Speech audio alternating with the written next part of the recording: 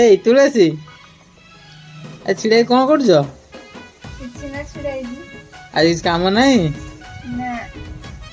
ଆଚ୍ଛା ମୁଁ ଆଜି କିଛି 3ଟା କୌତୁକ ପ୍ରଶ୍ନ ପଚାରିବି, ଉତ୍ତର ଦେବ? ଆଚ୍ଛା କହିଲ, କେଉଁ କୁଆ ପକ୍ଷୀ ନୁହେଁ?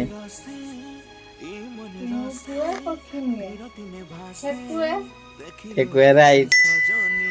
କେଉଁ ରଣା ସାପ ନୁହେଁ? କୌତୁକ ସାପ ନୁହେଁ ଝରଣା, ବିଲକୁଲ ରାଇଟ।